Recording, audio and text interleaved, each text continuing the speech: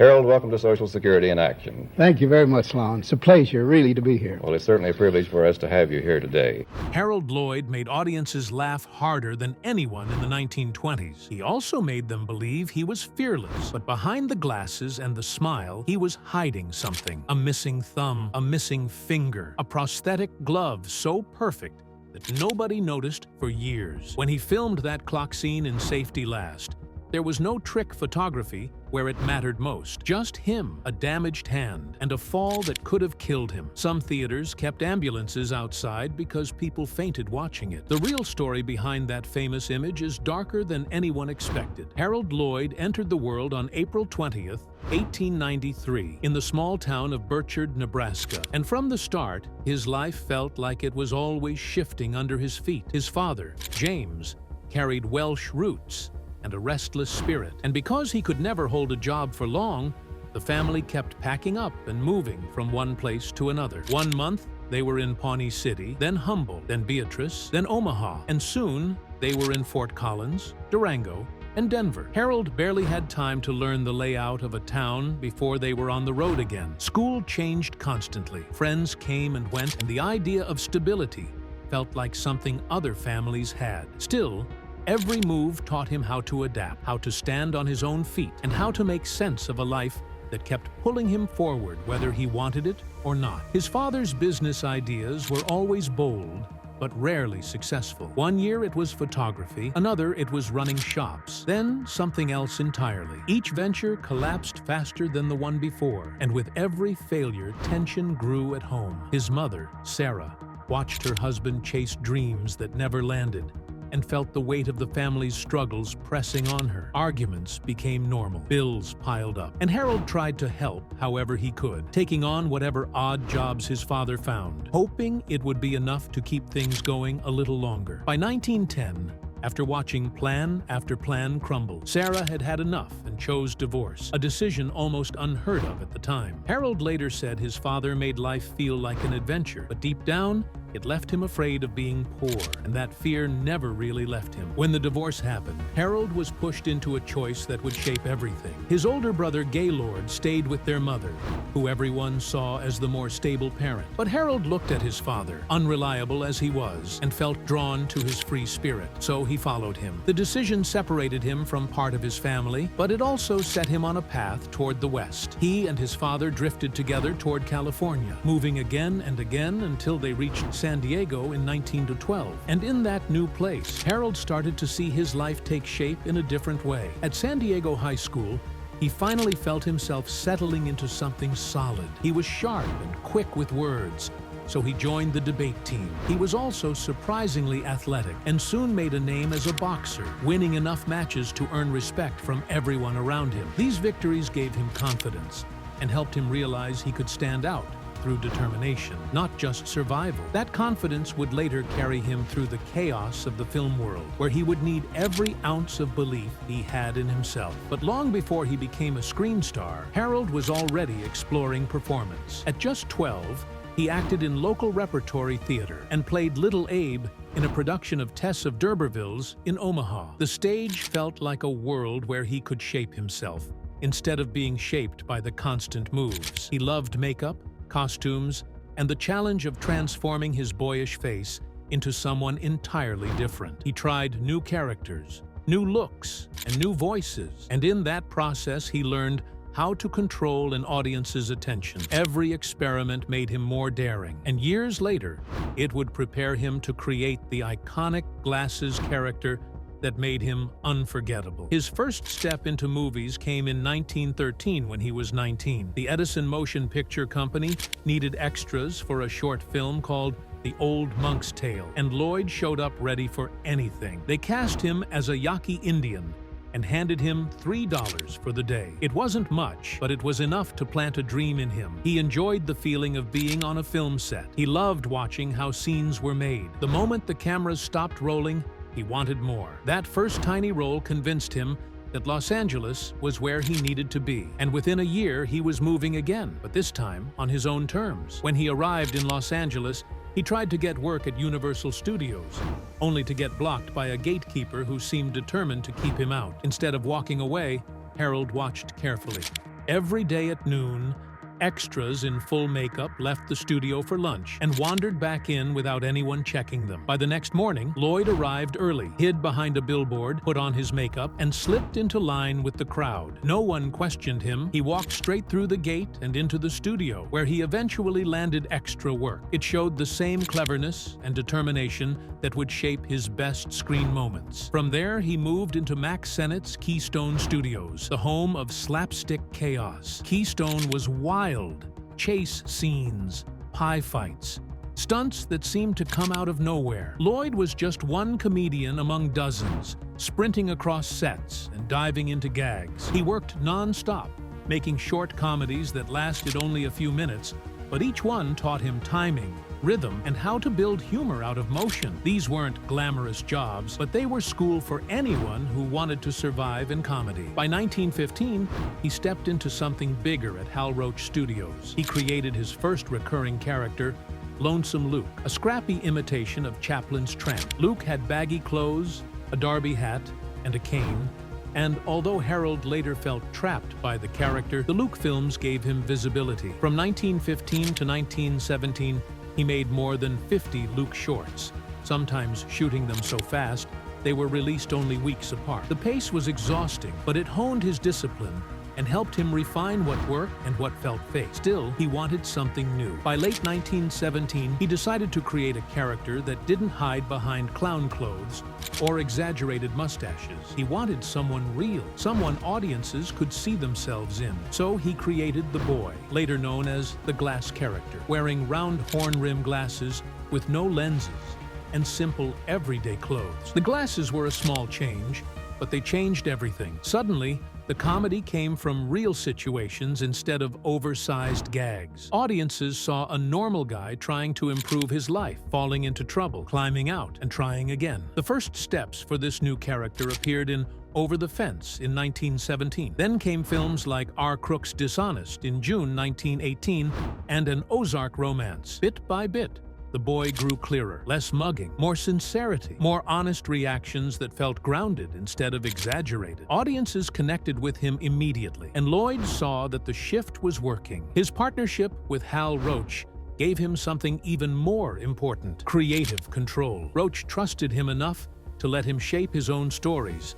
design his own gags, and build tension in ways no other comedian was doing. While many comedians were stuck repeating the same routines, Lloyd built films around ambitious underdogs who fought their way up. People saw themselves in those characters. They saw struggle, they saw drive, and they saw pieces of Harold's own life woven into every scene. Harold Lloyd's shift into feature-length comedies began in a moment when the silent era was still figuring out how long a laugh could hold an audience. That idea took shape in 1922 when he made Grandma's Boy. It was more than just another comedy, because it mixed slapstick with a gentle story about courage and self-discovery. Audiences connected with it in a way the industry had not expected, and the film went on to make more than $1.1 million in the United States and Canada. People walked out feeling like they had laughed and felt something at the same time, and this made studios see that a comedy could be more than gags stacked together. It could be a story with a heart, just like Charlie Chaplin's The Kid. Grandma's Boy helped set that new tone, and Harold felt the pull of longer storytelling starting to open in front of him. As he kept building his style, Harold found a rhythm that people soon recognized. He often began with a slice of everyday life, then let a small dream or romantic hope lead his character forward. After that, the pressure would rise little by little, until everything came crashing together in a big physical scene that made the audience hold its breath. Grandma's Boy followed this pattern with a timid man who slowly grows braver, faces a bully, wins a girl, and then runs into a fast-paced chase that brings out the courage he never thought he had. The structure worked because it reflected the way people wrestle with their own fears, and audiences kept rooting for him, because he showed how hard it can be to push through doubt. The rising tension and the final athletic release made his films feel complete, and this careful balance helped him stand out in a silent film world crowded with comedians trying to grab attention. By 1924, Harold took a step that changed his whole career. He left Hal Roach and created the Harold Lloyd Film Corporation. This gave him control not only over his art, but also over the money his films made.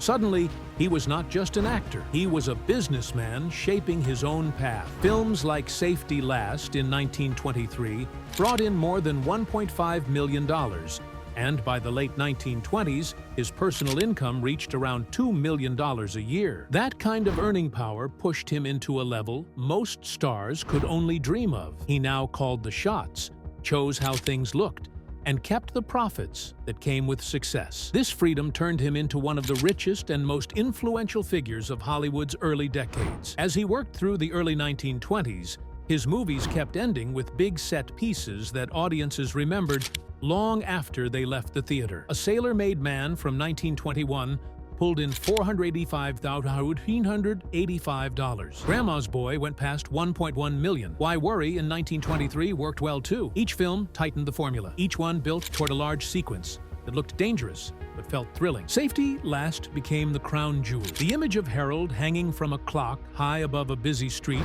was filmed on the roof of the Broadway leasehold building in Los Angeles, with other buildings arranged to create the illusion of towering height beneath him. Those scenes were choreographed inch by inch and gave his films a sense of daring no one else could match. Because of all this, Harold soon found himself topping the American box office. By the early 1920s, his films were outdrawing Chaplin and Keaton in the United States. Safety Last made $1,588,545. Chaplin's The Kid made $2,500,000, and Keaton trailed behind in the numbers, even though history later put him beside the greats. Harold became the commercial powerhouse of the time. Variety even named him the highest-paid film star in 1928, as he stayed the top draw for 2 straight years. While critics often praised Chaplin and Keaton as the artists of the era, Harold was the one filling theaters, one release after another. Then the story took a turn far from box office success. On August 24, 1919,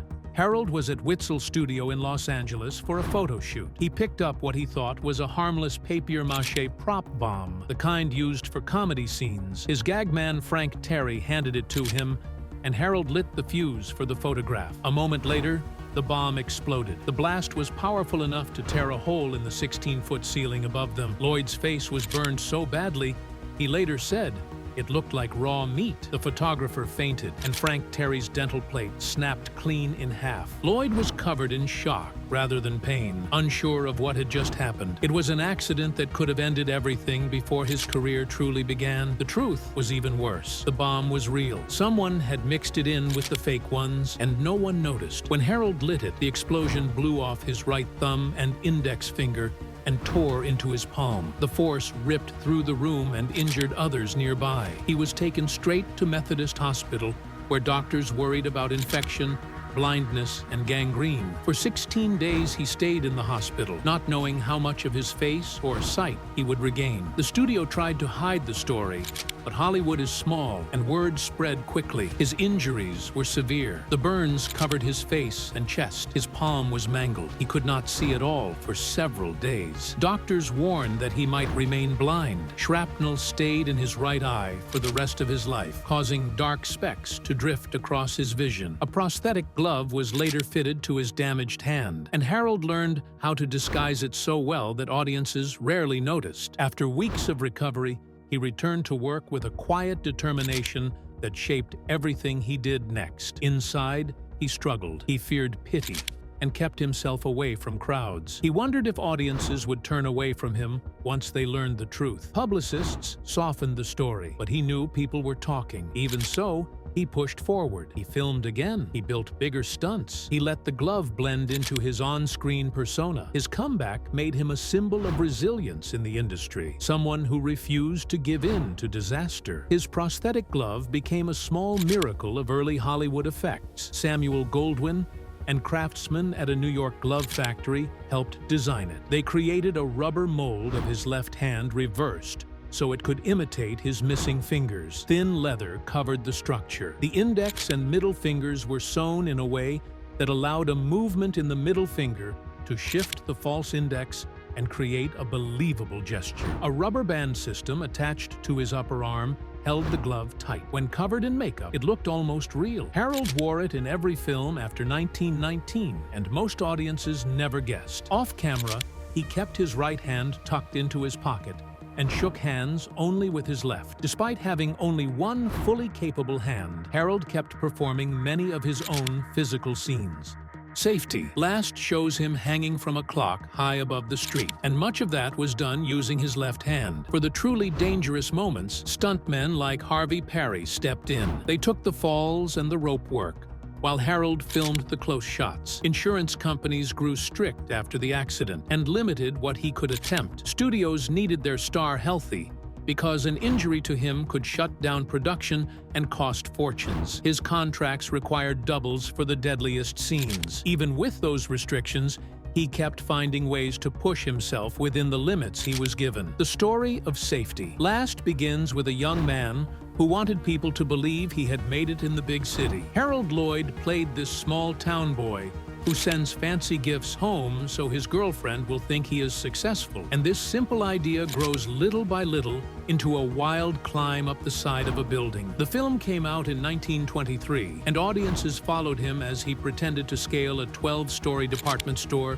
to impress the world. What they did not know was that the climbing scenes were stitched together from several rooftops in downtown Los Angeles. Sets were built on top of real buildings. Camera angles were chosen with care, and the main look of the climb came from the International Bank building at Temple and Spring Streets. Each piece connected to the next so smoothly that viewers believed he was going higher every second. The mix of slapstick and real tension pulled people in and made the film an instant classic, the kind that stays in conversations even 100 years later. Everything built toward the clock. That giant clock became the heart of the movie. To create it, the team built a fake clock on the roof of 908 South Broadway. They placed it on a platform about 15 feet below the real edge, so the drop could be hidden from the camera. When Harold Lloyd climbed up and grabbed the hands, the angle made it look like he was hanging high above the city, even though there was a concealed platform waiting below him. The streets behind him were matched carefully to make the illusion seamless. The forced perspective worked so well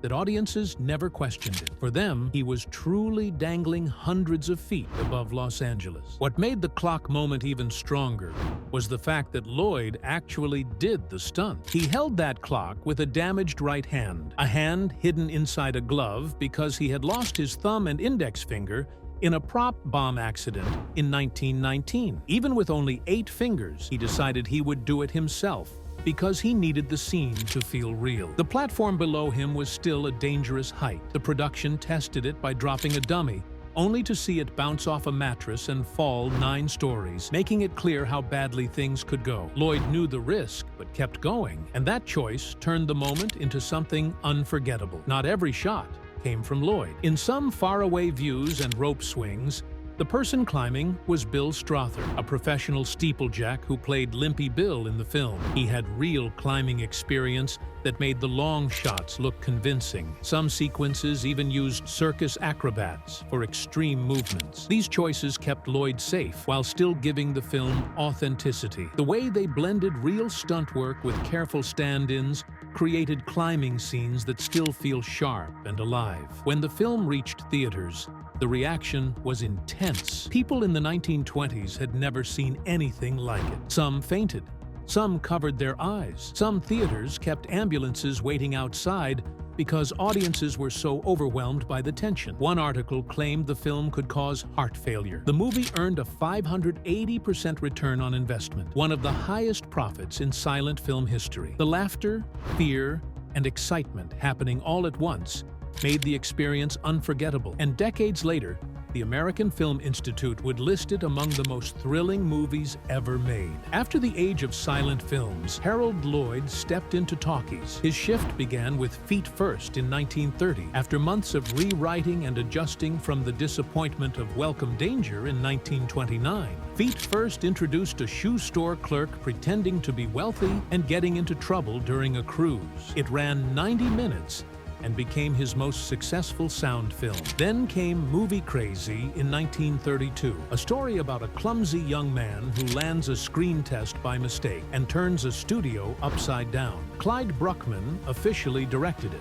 but when he fell ill, Lloyd handled part of the directing without asking for credit. The Cat's Paw in 1934 pushed him in a new direction as he played a naive missionary who becomes mayor of a corrupt town. His final starring talkie, The Milky Way, in 1936, gave him the role of a shy milkman who somehow becomes a boxing champion. These movies showed he could adapt, using more dialogue-driven humor, but they never quite reached the wide success of his silent work. Behind the scenes, Lloyd handled money better than almost anyone in Hollywood. By 1927, he was wealthier than Mary Pickford, Douglas Fairbanks, Charlie Chaplin, and Gloria Swanson. His secret was smart deals and full control. He owned his own studio, took profit participation, and spread his films worldwide. He invested heavily in real estate, building his Green Acres estate on 15 acres in Beverly Hills between 1926 and 1929 for $3.5 million. The property had a 44-room mansion, its own golf course, a huge swimming pool, a theater, tennis courts, and a bridle path. Even though the estate sold for only $1.6 million when he died in 1971, his other investments had already secured his wealth. His careful choices kept him financially strong long after he stopped acting. His hobbies were just as surprising. Photography became his quiet obsession. From 1947 until his death in 1971, he created more than 200,000 three-dimensional slides, capturing celebrities and landscapes across the world. He joined the Photographic Society of America and became the first president of the Hollywood Stereoscopic Society. Most of his slide collection remains unseen. Only a small number was published by his daughter Suzanne. At Green Acres, he experimented constantly with color processes, early Technicolor tests, and even architecture. He also photographed models like Betty Page and Marilyn Monroe for men's magazines. His devotion to 3D images made him a pioneer in ways people rarely talk about. In his later years, health problems started to catch up with him. In March 1971, at 77, he died of prostate cancer at Green Acres. His wife Mildred had died 2 years earlier from a heart attack, and his son Harold Jr. died 3 months after him from a stroke. His final years were marked by loss, but his legacy stayed strong. He was laid to rest in the Great Mausoleum at Forest Lawn Memorial Park. What happened after his death shaped how people remembered him. Unlike Chaplin, whose films reached every classroom and television station, Lloyd held on tightly to the rights of his work. He controlled how his movies were shown, refused television releases unless the terms were perfect, and sometimes asked for as much as $300,000 for just 2 showings. Because of this, his films were less visible than Chaplin's or Keaton's. In the 1960s and 1970s, he tried to shape his own legacy through compilation films and television specials. He supervised them carefully, choosing the edits and the music. But these releases came and went quickly. When Time Life leased some of his features in 1974, the versions they produced were heavily edited and contained music Lloyd would never have approved. His strict standards, meant to protect his work, ironically limited its reach. Today, critics see Harold Lloyd as one of the 3 giants of silent comedy alongside Chaplin and Keaton. His stunts, his storytelling, and his glasses character left footprints across American cinema. His films captured the spirit of the 1920s with tight pacing and clever editing. Modern restorations and retrospectives have brought new attention to his work, helping audiences see the true scale of his creativity. Little by little, the world began to understand that he was not just a performer. He was a builder of moments, an artist who blended danger with comedy in a way that shaped everything that came after him.